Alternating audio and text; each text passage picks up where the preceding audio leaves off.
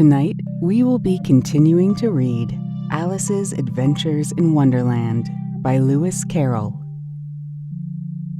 Chapter 4. The Rabbit Sends in a Little Bill. It was the White Rabbit, trotting slowly back again and looking anxiously about as it went, as if it had lost something. And she heard it muttering to itself, the Duchess, oh my dear paws, oh my fur and whiskers, she'll get me executed, as sure as ferrets are ferrets. Where can I have dropped them, I wonder?" Alice guessed in a moment that it was looking for the fan and the pair of white kid gloves, and she very good-naturedly began hunting about for them, but they were nowhere to be seen. Everything seemed to have changed since her swim in the pool, and the great hall, with the glass table and the little door, had vanished completely. Very soon the rabbit noticed Alice as she went hunting about, and called out to her in an angry tone, "Why, Marianne, what are you doing out here? Run home this moment and fetch me a pair of gloves and a fan. Quick now." And Alice was so much frightened that she ran off at once in the direction it pointed to, without trying to explain the mistake it had made. "He took me for his housemaid," she said to herself as she ran. "How surprised he'll be when he finds out who I am. But I'd better take him his fan and gloves, that is, if I can find them." As she said this, she came upon a neat little house, on the door of which was a bright brass plate with the name W. Rabbit engraved upon it. She went in without knocking and hurried upstairs, in great fear lest she should meet the real Marianne and be turned out of the house before she had found the fan and gloves. "How queer it seems," Alice said to herself, "to be going messages for a rabbit. I suppose Dinah'll be sending me on messages next." And she began fancying the sort of thing that would happen. "Miss Alice, come here directly and get ready for your walk." "Coming in a minute, nurse, but I've got to see that the mouse doesn't get out. Only I don't think," Alice went on, "that they'd let Dinah stop in the house if it began ordering people about like that." By the time she had found her way into a tidy little room with a table in the window, and on it, as she had hoped, a fan and 2 or 3 pairs of tiny white kid gloves, she took up the fan and a pair of the gloves, and was just going to leave the room, when her eye fell upon a little bottle that stood near the looking-glass. There was no label this time with the words "Drink me," but nevertheless, she uncorked it and put it to her lips. "I know something interesting is sure to happen," she said to herself, "whenever I eat or drink anything. So I'll just see what this bottle does. I do hope it'll make me grow large again, for really I'm quite tired of being such a tiny little thing." It did so indeed, and much sooner than she had expected. Before she had drunk half the bottle, she found her head pressing against the ceiling and had to stoop to save her neck from being broken. She hastily put the bottle down, saying to herself, "That's quite enough. I hope I shan't grow any more. As it is, I can't get out at the door. I do wish I hadn't drunk quite so much." Alas, it was too late to wish that. She went on growing, and very soon had to kneel down on the floor. In another minute, there was not even room for this, and she tried the effect of lying down with one elbow against the door and the other arm curled round her head. Still, she went on growing, and, as a last resource, she put one arm out of the window and one foot up the chimney, and said to herself, "Now I can do no more, whatever happens. What will become of me?" Luckily for Alice, the little magic bottle had now had its full effect, and she grew no larger. Still, it was very uncomfortable, and as there seemed to be no sort of chance of her ever getting out of the room again, no wonder she felt unhappy. It was much pleasanter at home, thought poor Alice, when one wasn't growing larger and smaller and being ordered about by mice and rabbits. "I almost wish I hadn't gone down that rabbit hole. And yet, it's rather curious, this sort of life. I do wonder what can have happened to me. When I used to read fairy tales, I fancied that kind of thing never happened, and now here I am in the middle of one. There ought to be a book written about me, that there ought. And when I grow up, I'll write one.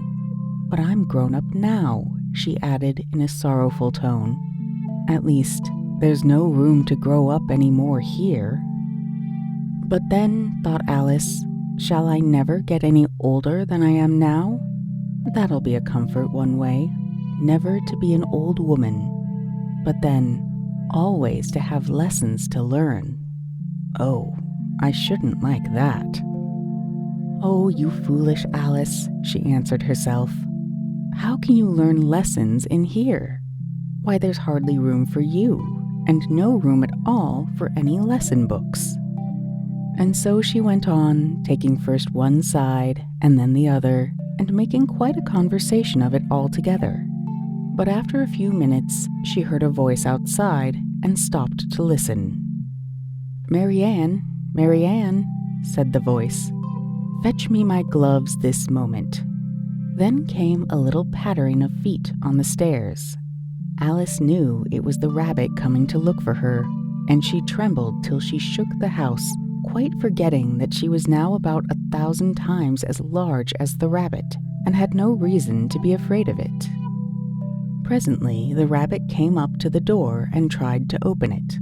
But as the door opened inwards, and Alice's elbow was pressed hard against it, that attempt proved a failure.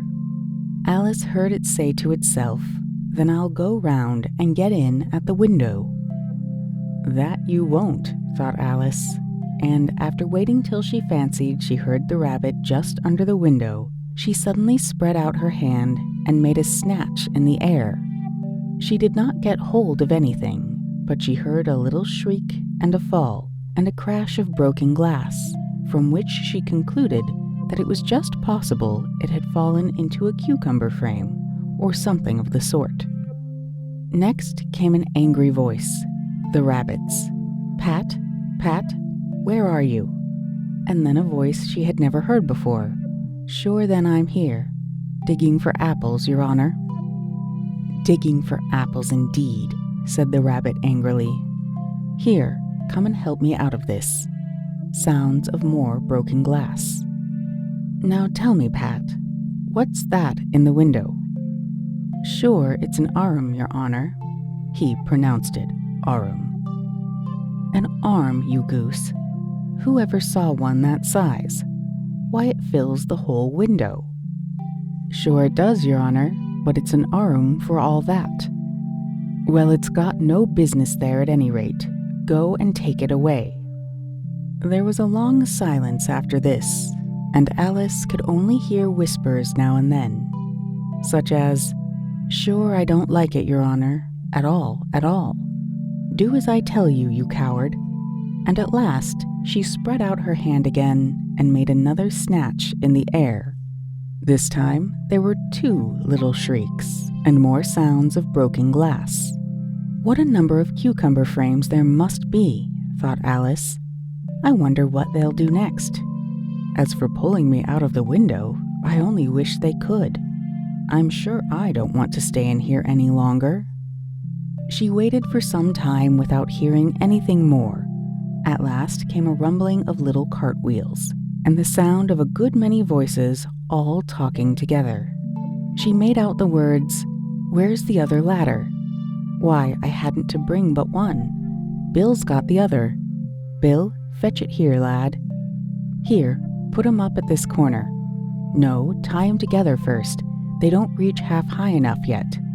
Oh, they'll do well enough. Don't be particular. Here, Bill, catch hold of this rope. Will the roof bear? Mind that loose slate.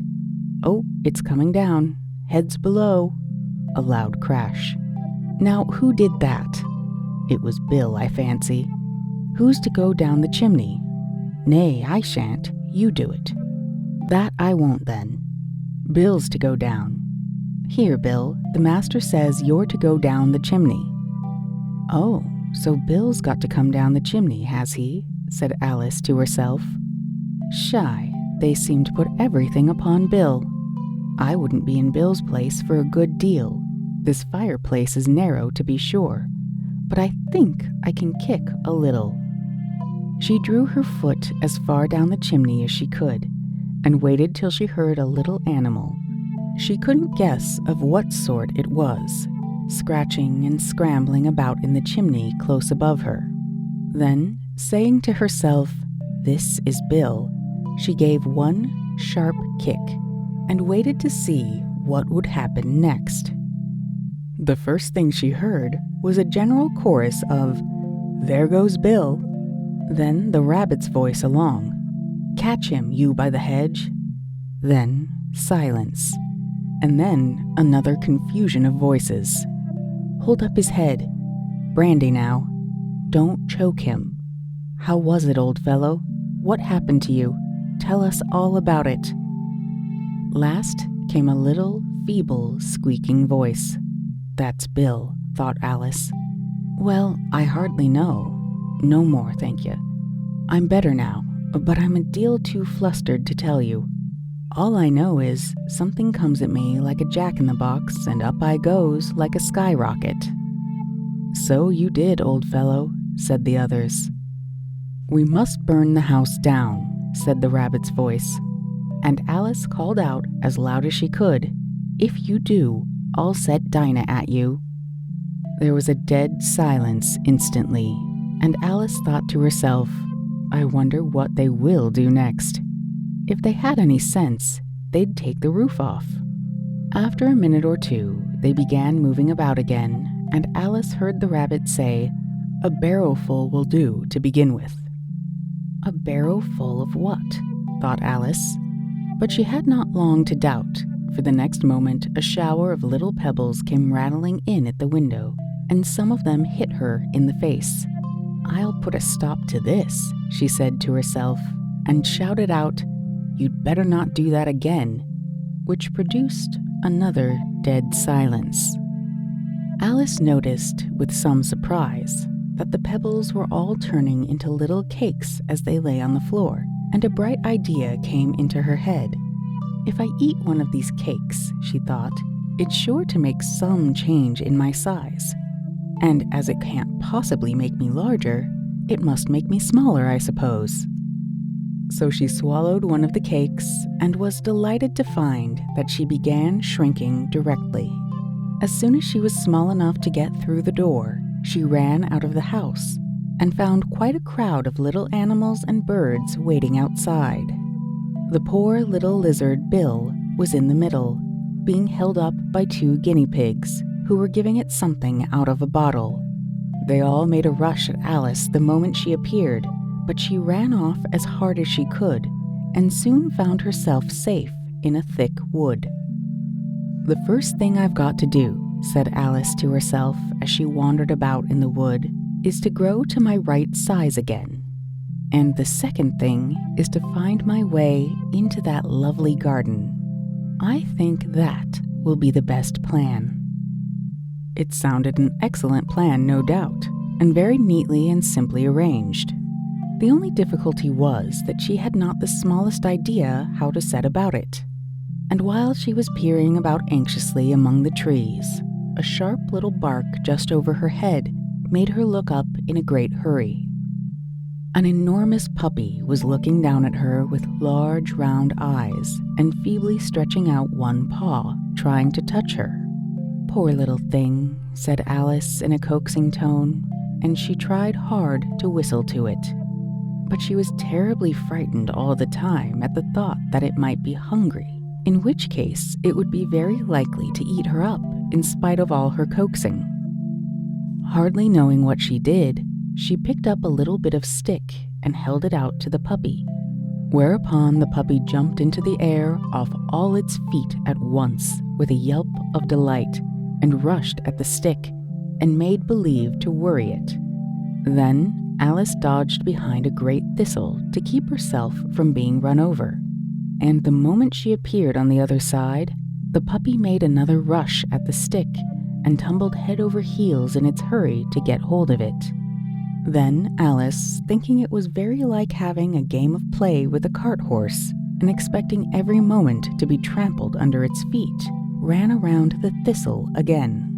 Then the puppy began a series of short charges at the stick, running a very little way forward each time and a long way back, and barking hoarsely all the while, till at last it sat down a good way off, panting, with its tongue hanging out of its mouth and its great eyes half shut.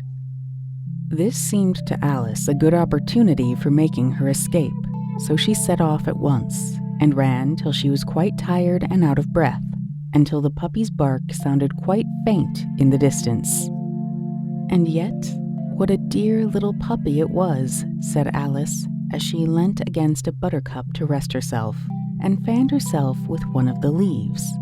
I should have liked teaching it tricks very much, if I'd only been the right size to do it. Oh dear, I'd nearly forgotten that I've got to grow up again. Let me see, how is it to be managed? I suppose I ought to eat or drink something or other, but the great question is, what? The great question certainly was, what? Alice looked all round her at the flowers and the blades of grass, but she did not see anything that looked like the right thing to eat or drink under the circumstances. There was a large mushroom growing near her, about the same height as herself, and when she had looked under it, and on both sides of it, and behind it, it occurred to her that she might as well look and see what was on the top of it. She stretched herself up on tiptoe and peeped over the edge of the mushroom, and her eyes immediately met those of a large blue caterpillar that was sitting on the top with its arms folded, quietly smoking a long hookah, and taking not the smallest notice of her or of anything else. Come back tomorrow for the next chapter in Alice's Adventures in Wonderland.